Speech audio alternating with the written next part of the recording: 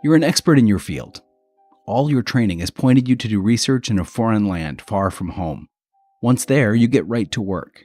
And everything is going as planned until, suddenly, it's not. And the ancient past and present collide hard. What do you do? Hundreds of American researchers participate in exchange programs around the world every year, changing their lives and the way that we see the world. You're listening to 2233, a podcast of exchange stories. When I started going to Peruvian gyms, I was a little nervous. I thought it might be a lot of men lifting weights, or I didn't really know what it would be like. And then when I started going in, I realized it was a gym scene that you might otherwise expect. A lot of middle-aged ladies, trying not to let their figures go entirely. And one of the things that I grew to really enjoy doing at the gym near my house was step aerobics, which sounds familiar, and it was basically familiar, but there are a few differences. So in the United States, you have a step that's made out of rubber, and it's not supposed to be slippery, and it's supposed to be safe. And in this class, we had homemade wooden steps that were super slippery and would slide out from people all of the time, and people were always falling down. It was just part of the fun. A lot of women would wear these sweatsuits that seem to be made out of marathon blankets, those things that are supposed to keep people warm, but they said that, it's helping them sweat, helping them lose weight.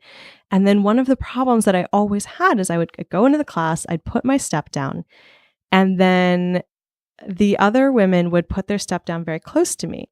What was happening is that even though I'm only 5'4", I'm at least 6 inches taller than most of the other women who were taking that class, and they would underestimate how far I was going to kick. And so I'd start the class and say, hey, can you scoot your step over a little? And they would sort of say no, there's plenty of room. And then we'd start the class, and inevitably I would be almost kicking them, and our steps would be sliding out, and someone's in this metallic gym suit. And I don't know, it was just a lot of fun and a great way to spend a little time. I would always recommend going to foreign gyms. It's never boring.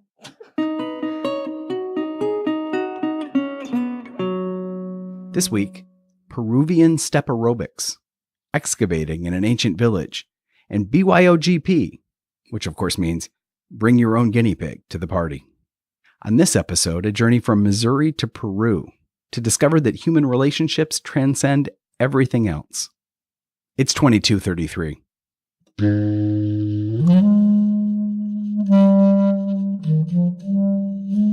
We operate under a presidential mandate which says that we report what happens in the United States, warts and all. These exchanges shaped who I am. That's what we call cultural exchange. When you get to know these people, they're not quite like you. You read about them. They are people very much like ourselves, and that it was possible to create. Oh, that's what we call cultural exchange. Ooh, yes. My name is Allison Davis. I am from Sullivan, Missouri. I did a Fulbright exchange to Peru in Cusco in the years 2006 and 2007.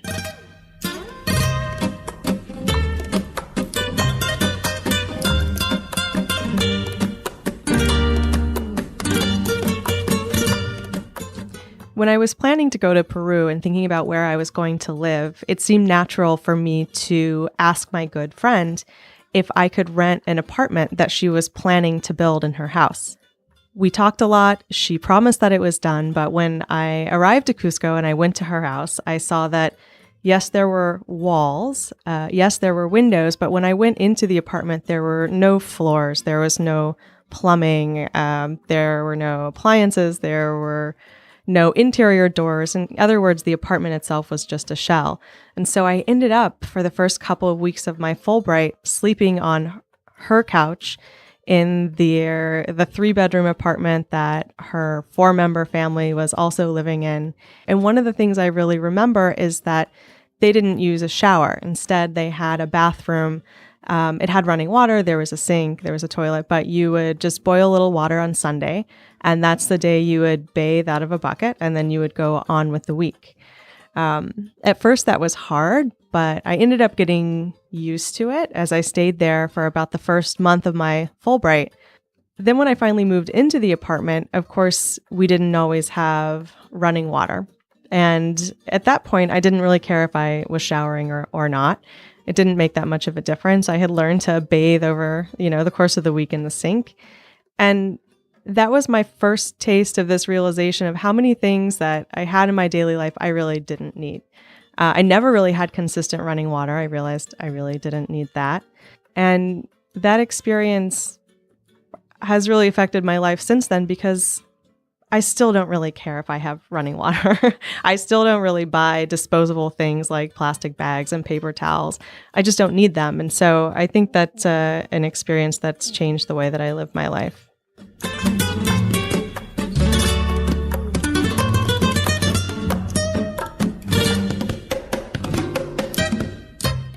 My project as a Fulbrighter was to do the archaeological excavations, the field work that I needed to do in order to write my dissertation when I got back to the United States. I went to a rural community where I had identified there was a 2,000-year-old village that I wanted to dig up to answer my research questions. And I went into the community and recruited laborers. My first season, I had those field workers. I was also working with college-educated archaeologists who lived in the city of Cusco and had gone to the university there. And we all went out and started digging. And my plan was to dig up a village, to see what people's houses were like, to see what their trash was like, to try to imagine what daily life was like in this place 2,000 years ago. But immediately when we started digging, we began to find human burials.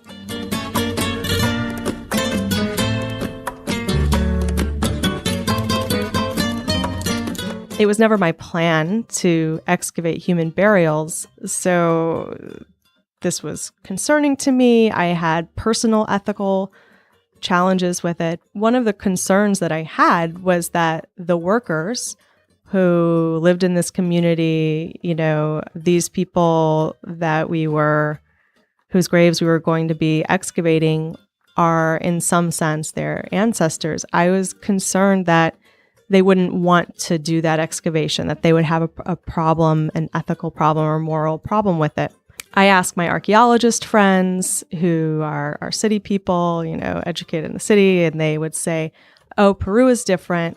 No one minds if you dig up human burials. We do it all the time. Human bodies circulate. It's fine. It's no big deal. We just consider it archaeological material like anything else. And so with that in mind, I asked my field workers, is this going to bother you to dig up human burials? And they all said, no. We're not old-fashioned. We're not superstitious. We're modern people. We don't have any problem with any of this.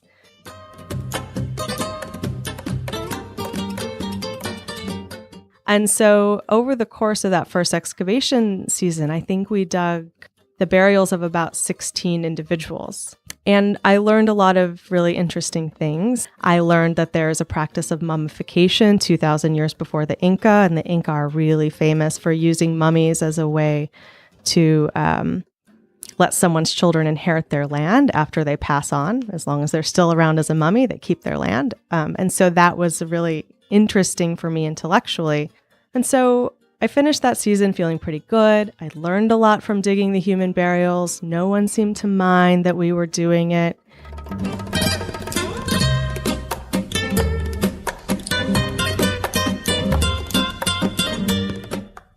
And then I returned the next year to do a second excavation season in a slightly different part of the site. I had some field workers return from the first time. I had some new field workers. And as we started digging, we began to find human burials again. And I didn't even ask this time, does it bother anyone, anything like that. But as time went on, some workers that I had known for longer said, Allison, I don't want to keep digging these burials. Can you let me dig in a different part of the site? And I said, why? And it turns out that the conversations that the workers had been having amongst themselves about what the effect was of digging those burials, I had no idea because we didn't know each other. There wasn't a lot of trust. And so he started to tell me, well, when you dig burials, it's likely to give you arthritis.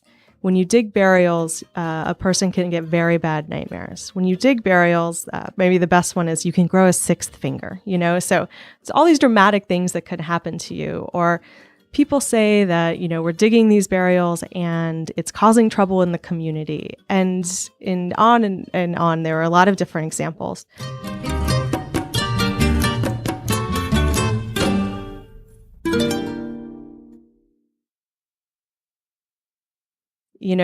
People who I didn't know, who I was going to pay, were willing to tell me what they thought I wanted to hear.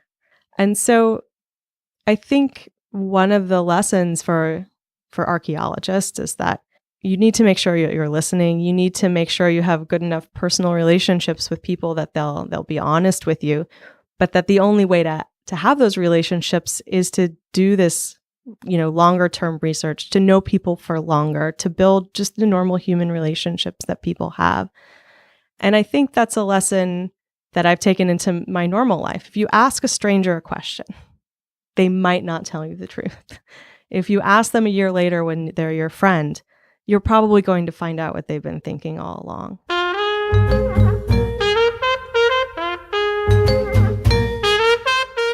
One of the advantages to doing archaeology in the context of a Fulbright exchange is that you're there for the long haul. In science, unfortunately, the long haul is frequently up to a year.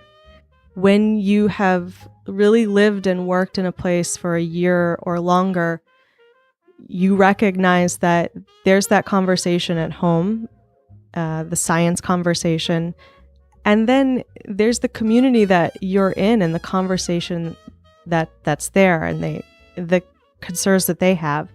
And I think doing a longer exchange helps balance how you weigh those two concerns.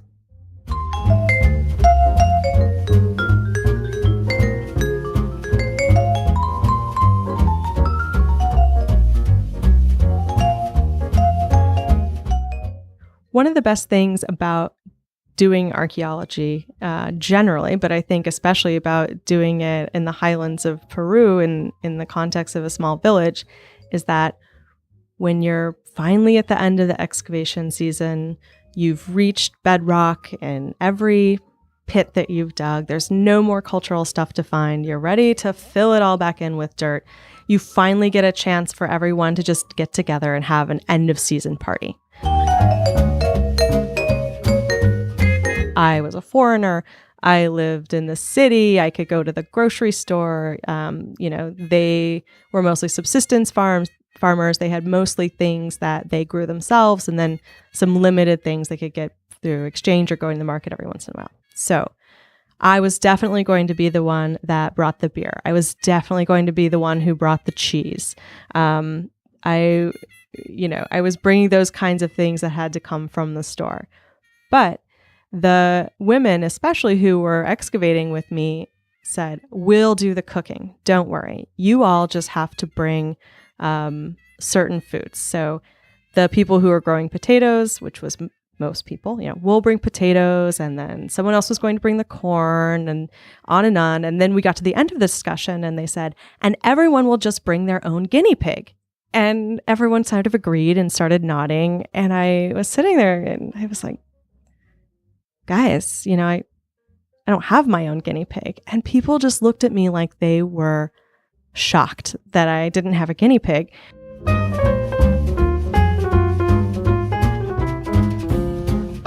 And of course, they wanted the guinea pigs because we were going to eat them. Guinea pig is just a really popular party food around Cusco. When you're really going to celebrate, do it up big, it's time to cook the guinea pigs.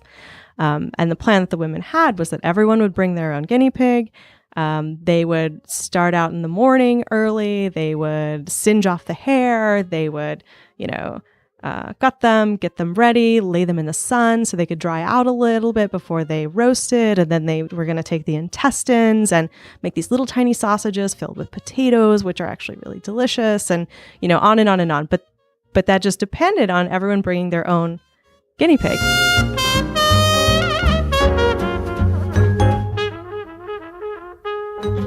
was sort of shocked because I was the only foreigner there. They seemed to recognize that in a lot of ways. They'd make jokes about what languages we were talking, and what it was like where I lived.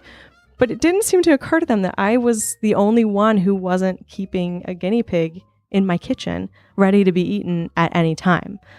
So people were very worried. They're like, oh, well, I don't have an extra. I can't give you an extra. No one had an extra guinea pig for me.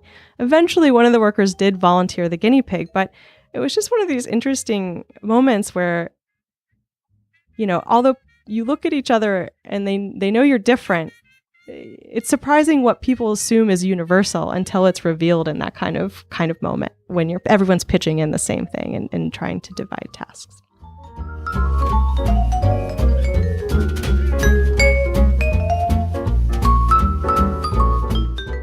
A lot of Americans who travel to Peru, they want to try guinea pig because it just seems so strange or exciting that it's something that you eat. And when you order it in a restaurant, you get just this guinea pig, either on a tiny little spit like a pig and it's been, twirled around and roasted, or you get it cut open and flattened like a bearskin rug and then breaded and fried.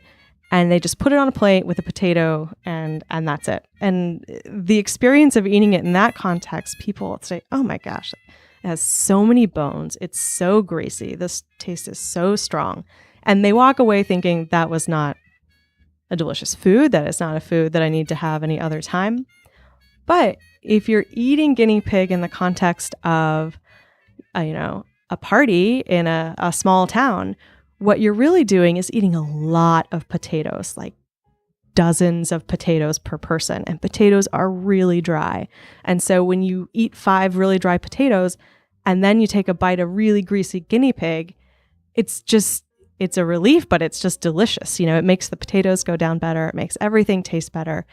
And it's really important to have because in my experience, when I would eat with Peruvians in these small towns, people would not drink while they were eating. And that's really hard for Americans, not to drink any liquids while they were eating. And people would only drink if someone said, salud or cheers, and then everyone drank at the same time. So if you're a foreigner and you're thirsty and you raise your glass to drink while everyone's talking, it's really disruptive and everyone will stop talking and sort of panic and look around for their drink and then grab it and drink it, and it disturbs the whole meal. And so you learn over time to try to quit drinking, but it's so hard that guinea pig really provides this like lubricant to get all the potatoes down. Even the sausages, our intestines just stuffed with potatoes. So, there's just like a lot of dry food, and the guinea pig fat is delicious in that context.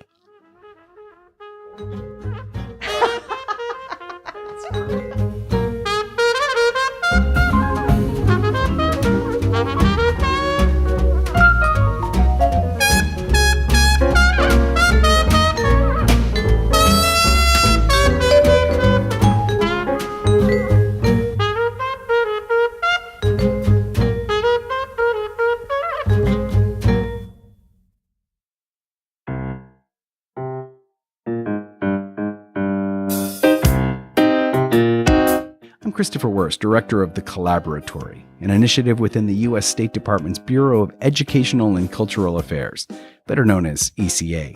2233 takes its name from Title 22, Chapter 33 of the U.S. Code, the statute that created ECA. And our stories come from participants of U.S. government-funded international exchange programs.